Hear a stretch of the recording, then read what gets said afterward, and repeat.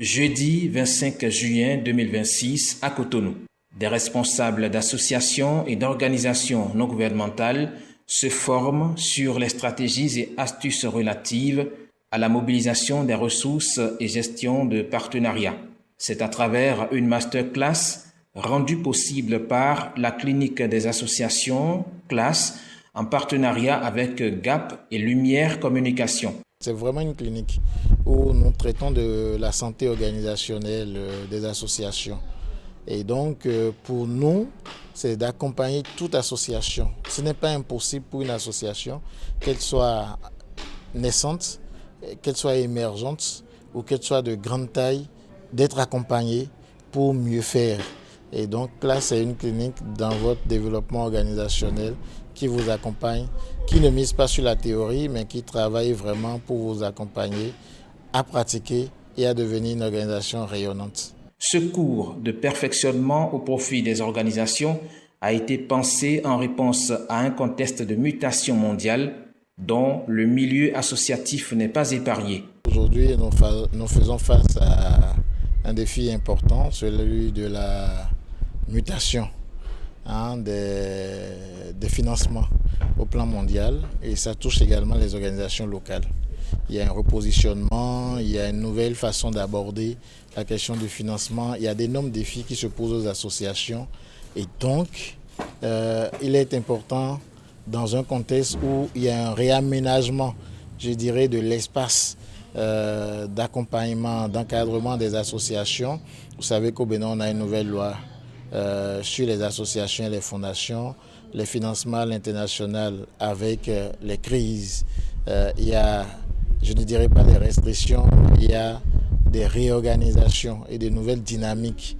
Et donc, il faut pouvoir amener les organisations à s'imprégner de ces nouvelles dynamiques-là et à pouvoir s'orienter vers des sources dynamiques et vers des sources porteuses. 4 piliers essentiels constituent le socle de la mobilisation des ressources. Le premier, c'est que vous devez avoir une organisation solide, un conseil d'administration, les organes institutionnels solides. Le deuxième pilier, ce sont les ressources financières, la transparence dans la gestion des ressources financières. Le troisième pilier, la transparence et la bonne gestion des ressources humaines. Et le quatrième pilier, c'est la redevabilité. D'abord envers les partenaires financiers et aussi envers les bénéficiaires. Quand vous travaillez avec ces 4 éléments, vous développez un réseau autour de vous qui permet d'assurer votre pérennisation, votre stabilité.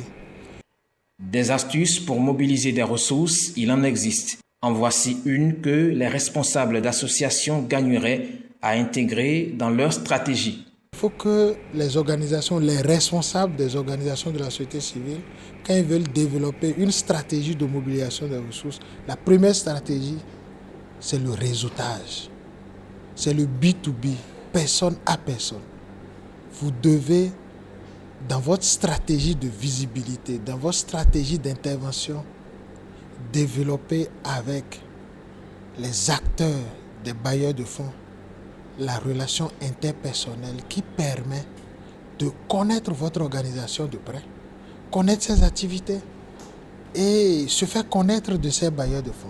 La formation s'articule autour d'une série de modules conçus pour renforcer les compétences des participants. Il faut dire que cette formation est structurée non seulement autour de la connaissance même du milieu associatif, de la cartographie des bailleurs, mais aussi des attentes essentielles des bailleurs et des leviers sur lesquels les organisations locales peuvent fonctionner en concertation aussi avec des organisations internationales et des partenaires de niveau stratégique pour pouvoir lever des ressources.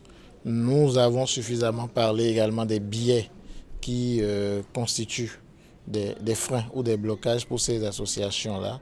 Et donc je pense que chacun fait son diagnostic et pourra améliorer ses capacités en termes de mobilisation de ressources. La stratégie de communication a été évoquée durant la masterclass. Elle intervient aussi bien en amont qu'en aval de toute action de mobilisation des ressources. Un bailleur de fonds qui veut vous accompagner va forcément checker sur votre profil organisationnel. Alors, quelle est votre image de marque? Quelle est votre politique de communication? Quelle est votre stratégie de communication? Quelles sont vos cibles? Quelles sont déjà les informations qu'on trouve sur vos différents canaux? Que ce soit les canaux digitaux, que ce soit les sites web, etc. Il faut bâtir véritablement le profil avec les données qu'il faut selon la charte graphique de manière à s'imposer. Parce que vous avez beau avoir de bons projets pour des financements gagnants, vous avez beau avoir les meilleures idées, lorsqu'un PTF va checker sur vous et que vous ne le convainquez pas au travers de ce que le moteur Google lui montre, c'est que vous perdez, vos chances sont réduites. L'occasion a aussi permis aux participants de retourner le miroir vers leur propre organisation. Avec des exercices de diagnostic, ils ont mesuré, parfois avec surprise, les forces et faiblesses de leur association. Les scores parlent d'eux-mêmes et tous sont conscients qu'il y a du travail. Mais ils repartent avec une vision claire et des outils pour agir. Je suis en train de conclure que prochainement, il ne s'agit pas simplement de rédiger un projet et de le soumettre, mais également de bien le rédiger, mais aussi faire le suivi du dossier. Il faut s'identifier par un axe. Il faut qu'on arrive à vous donner un nom à partir de votre stratégie d'intervention. Mais quand vous embrassez beaucoup de choses, vous n'êtes efficace nulle part. Je suis en train de comprendre également qu'il faut beaucoup plus aller en consortium. Je dirais vraiment que le communicateur m'a vraiment touché et a touché vraiment mon organisation. J'ai retenu que ce n'est pas les ressources qui manquent. J'ai retenu qu'il y a les ressources, mais c'est comment aller les chercher qui pose actuellement problème pour nous, les organisations de la société civile. Il y a assez de ressources. Et là, beaucoup d'outils ont été mis à notre disposition. Ça a été très important et je pense qu'au niveau de notre organisation, nous allons adopter ça. Au-delà de cette masterclass, la clinique des associations reste disponible pour des accompagnements personnalisés au profit des associations pour l'atteinte des objectifs. La formation cesse au départ, la remise des attestations aux participants.